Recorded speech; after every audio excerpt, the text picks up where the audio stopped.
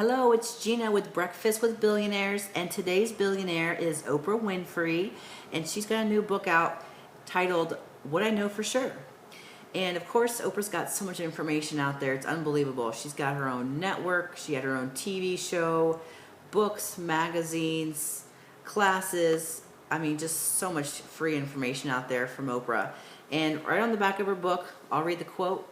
What I know for sure is your journey begins with a choice to get up, step out, and live fully. So I've tried to consolidate the 10 takeaways from Oprah that you can use in your life. So come on over to the board and we'll check them out together. All right, so the first point I wanted to make is that Oprah loves books, okay? And she says one of the biggest pleasures of her life is reading, and she recommended over 70 books with her book club, which helped sell over 55 million books. Very influential lady. So, of course, I do too. That's why I started the Breakfast with Billionaires, so I could expand my mind. And she was a young girl growing up in Mississippi, and she used books to transport her thoughts into better places. So that got her through her childhood. 2, surrounding herself with positive influences.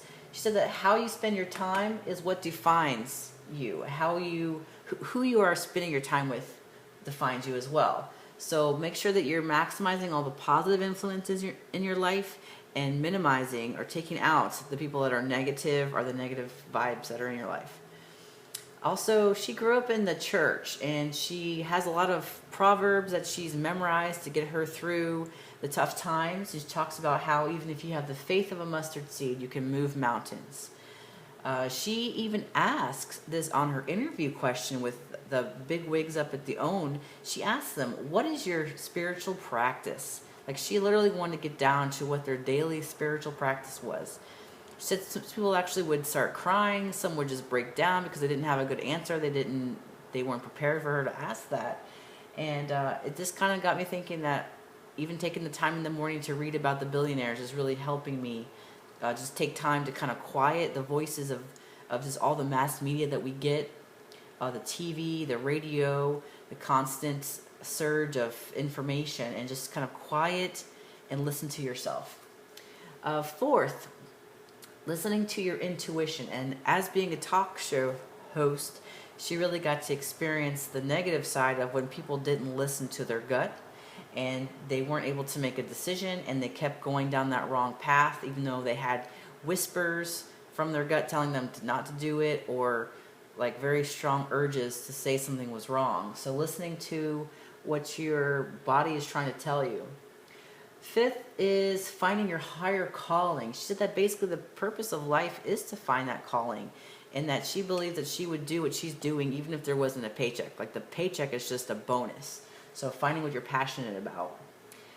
6, she talks a lot about Eckhart Tolle with getting her aware of the ego and becoming awakened. And she's got the master class, life class, Super Soul Sundays. All that information's on YouTube for free. You can watch those. Really awesome. I love to watch those, especially on Sundays when you just feel like you need extra motivation and just want to refresh yourself and get inspired. 7th, one of my favorite episodes was when she went on the Tony Robbins seminar, and it talked a lot about focusing it on your story, because a lot of times you're limiting yourself by the story that you tell others or that you tell yourself. So for instance, if you say to yourself that you're big boned, that right there is going to tell you, okay, I'm not even going to bother to do health and fitness because in my mind I'm already set myself up for failure, that I can never achieve any kind of positive influence. So make sure you watch out on what stories that you're telling yourself. 8, find that connection with the audience. In her Stanford talk, she was talking to Stanford College, and they were talking to her about how she became so successful in life. And she said it was because she was able to connect with her audience, and that the audience saw themselves through her, that she could connect with everybody. So her authentic self is what really did it. So whether you have shareholders or team members or customers, to find a way to connect with them as your authentic self. 9, she talked about mentoring at no matter what stage you are. She always had a mentor, and she always mentored mostly girls. I know she's got a school in Africa, but of course getting the information out that she knows across her wavelengths of media is her way of mentoring as well. But she believes that what you give out comes back to you. So that's a really good takeaway. 10 is, one of her favorite quotes was, when you know better, you do better. And just talking about growing and having gratitude every day and being able to go back in your life and see that you've made some mistakes, but just not having to repeat those. Like, if you know it's bad, then don't go back there anymore, or don't do that anymore. And she talked about how she stumbled upon some of her journals back when she was in her early 20s about some mistakes that she was making, and how pitiful that she sounded on reading these journals. And she's like, man, I can't imagine I was like that. So it just talks about growing as a person.